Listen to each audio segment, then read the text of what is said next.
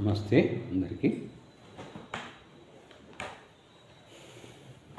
ఇప్పుడు దీర్ఘశ్వాసల ఆవశ్యకత చాలా ఇంపార్టెంట్ అండి, శ్రద్ధగా వినండి.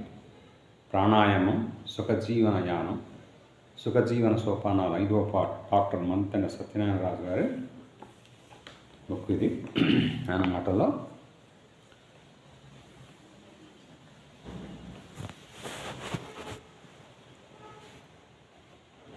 ఓకే, మన ఆధీనంలో ఉండే నీటిని సరిగా తీసుకుంటున్నామా లేదా అన్న ఆలోచన కానీ, మన స్వాధీనంలో ఉండే ఆహారాన్ని శరీరానికి కావాల్సింది తీసుకుంటున్నామా అన్న ఆలోచన కానీ, లేని మనుషులకి మన ఆధీనంలో లేని గాలిని దీర్ఘంగా పీల్చుకుంటున్నామా లేదా అన్న ఆలోచన ఊహల్లో కూడా రాదు. దీర్ఘశ్వాసలు అంటే ఏమిటి, ఎందుకు మంచిది అన్న విషయం ఎంతోమందికి అసలు తెలియదు.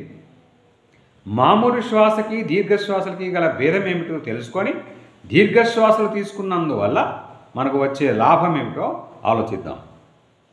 మామూలు శ్వాస అంటే మనందరము ప్రతిరోజు మామూలుగా పీల్చుకునే శ్వాస. ఇందులో ఏమి జరుగుతుందో తెలుసుకుందాం.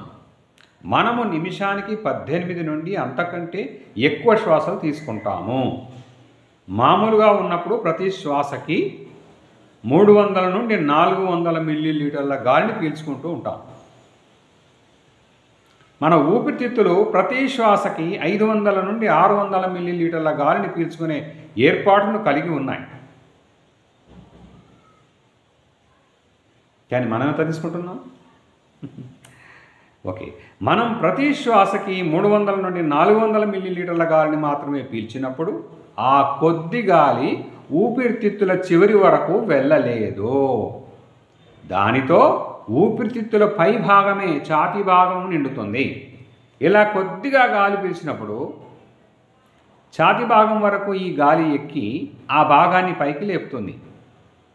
గాలి పీల్చినప్పుడు ఎవరికైతే ఛాతీ భాగం పైకి లేచి క్రిందకు దిగుతూ ఉంటుందో వీరు గాలిని ఊపిరితిత్తులు నిండుగా పీల్చుకోవడం లేదని గుర్తు.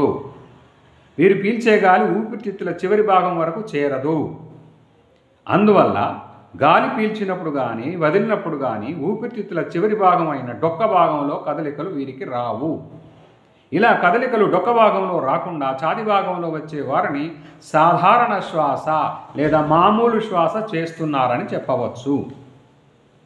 మామూలు శ్వాస చేసేవారికి నిమిషానికి శ్వాసలు ఎక్కువగా ఉండడం వలన గాలిని పీల్చేటప్పుడు కానీ వదిలేటప్పుడు కానీ ఛాతీ కదలికలు స్పష్టంగా తెలుస్తూ ఉంటాయి.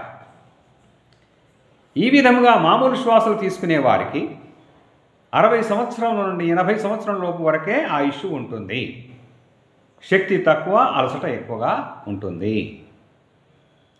దీర్ఘశ్వాస అంటే నిమిషానికి శ్వాసలు 15 కంటే తక్కువ ఉంటే వారిలో దీర్ఘశ్వాసలు జరుగుతాయి. వీరు మామూలుగా ఉన్నప్పుడు ప్రతి శ్వాసకి 500 నుండి 600 మిల్లీలీటర్ల గాలి వరకు పీల్చుకోగలుగుతారు. సర్వసాధారణంగా ఉన్నప్పుడు ఊపిరితిత్తులు ప్రతి శ్వాసకి ఎంత గాలిని పీల్చుకోవడానికి నిర్మితమైనవో అంత గాలిని వీరు పూర్తిగా పీల్చుకుంటున్నారు. 500 నుండి 600 మిల్లీలీటర్ల గాలిని పీల్చినప్పుడు గాలి ఒత్తిడి ఎక్కువ కాబట్టి ఆ పీల్చిన గాలి మెల్లగా ఊపిరితిత్తుల చివరి భాగాన్ని చేరుతుంది. దానితో ఊపిరితిత్తుల చివరి భాగం నిండుతుంది. ఊపిరితిత్తుల చివరి భాగం వరకు మనం పీల్చిన గాలి ఎక్కింది అనడానికి గుర్తు ఏమిటంటే గాలిని పీల్చేటప్పుడు డొక్క భాగం పైకి లేస్తుంది, మరలా క్రిందకు దిగుతుంది. గాలిని పీల్చేటప్పుడు కానీ వదిలేటప్పుడు కానీ ఎవరైతే డొక్క భాగంలో కదలికలు వస్తాయో వారు దీర్ఘశ్వాసలు తీసుకుంటున్నట్లు తేలిపోతుంది. పాలు త్రాగే పిల్లవాడు ఈ రకమైన శ్వాసక్రియను చేస్తూ ఉంటాడు. డొక్క భాగంలో కదలికలు వచ్చేవారికి గాలిని పీల్చేటప్పుడు ఛాతీ భాగంలో కదలికలు రావు. దీర్ఘశ్వాసలు తీసుకునే వారికి నిమిషానికి శ్వాసల సంఖ్య 10 నుండి 15 ఉంటుంది కాబట్టి ప్రతి శ్వాసకి పీల్చుకునే సమయం ఎక్కువగా ఉంటుంది. అందుచేత ఎక్కువ సమయంలో ఎక్కువ గాలిని మెల్లగా పీల్చుకుంటారు.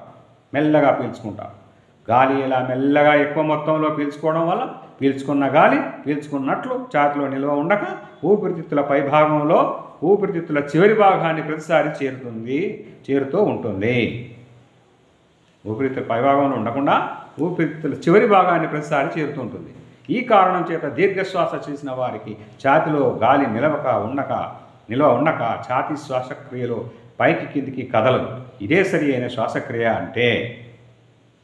ఇలా దీర్ఘశ్వాస మనలో జరిగేటప్పుడు గాలి పీల్చుకుంటున్నామా వదులుతున్నామా అనే ప్రక్రియ మన ఊహకు అందనంత నెమ్మదిగా జరుగుతుంది. గాలి కదలికలు అసలు తెలియవు. శ్వాసక్రియ అనేది మనకు తెలియకుండా అప్రయత్నంగా జరిగే ప్రాణక్రియ. మనలో ఇలా దీర్ఘశ్వాస జరిగితే మన ఆయుష్ 100 నుండి 200 సంవత్సరాల వరకు ఉంటుంది. నిరంతరం తరగని శక్తి మనలో దాగి ఉంటుంది. అలసట, ఆయాసం అనేవి రోజుకి 20 గంటలు పనిచేసినప్పటికీ రావు. ఇక్కడ మనకు ఇంకో సందేహం కలుగుతుంది.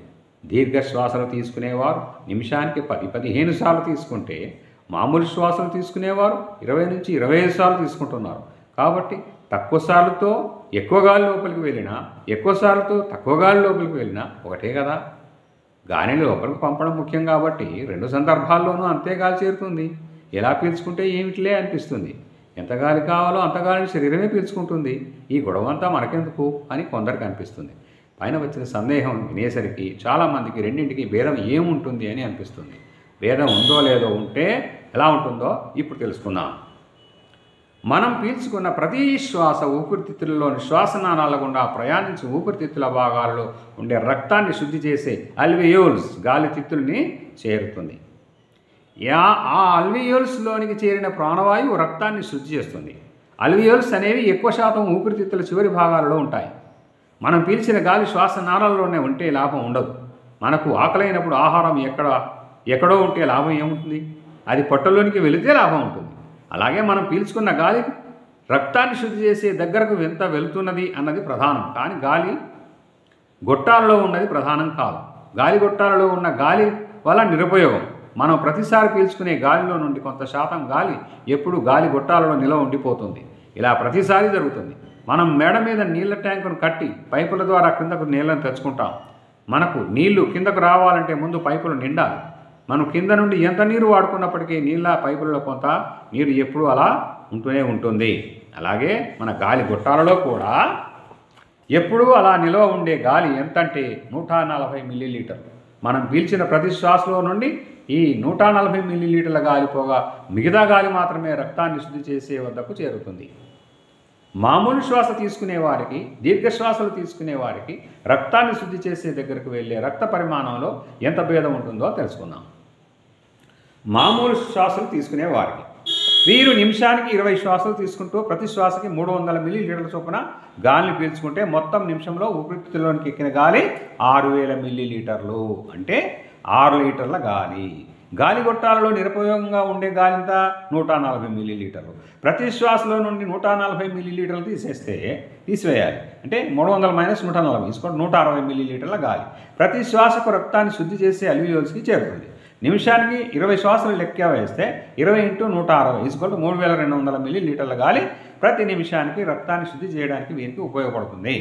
అంటే 3 లీటర్ల 200 మిల్లీలీటర్ల గాలి, 3 లీటర్ దాదాపు. ఓకే. దీర్ఘశ్వాస తీసుకునే వారికి ఎలా ఉంటుంది? వీరు నిమిషానికి 10 శ్వాసలు తీసుకుంటూ ప్రతి శ్వాసకు 600 మిల్లీలీటర్ల చొప్పున గాలిని పీల్చుకుంటే మొత్తం నిమిషంలో ఊపిరితిత్తులోనికి ఎక్కిన గాలి 6000 మిల్లీలీటర్లు, అంటే 6 లీటర్ల గాలి. గాలి గొట్టాలలో నిరుపయోగంగా ఉండే 140 మిల్లీలీటర్ల గాలిని ఒక శ్వాసలో పీల్చిన గాలి నుండి తీసివేయగా 600 - 140 460 మిల్లీలీటర్లు ప్రతి శ్వాసకు రక్తాన్ని శుద్ధి చేసి అల్వియోల్స్కి చేరుతుంది. నిమిషానికి 10 శ్వాసల చొప్పున అంటే 10 × 460 4600 మిల్లీలీటర్లు, అంటే 4 లీటర్ల 600 మిల్లీలీటర్ల గాలి ప్రతి నిమిషానికి రక్తాన్ని శుద్ధి చేయడానికి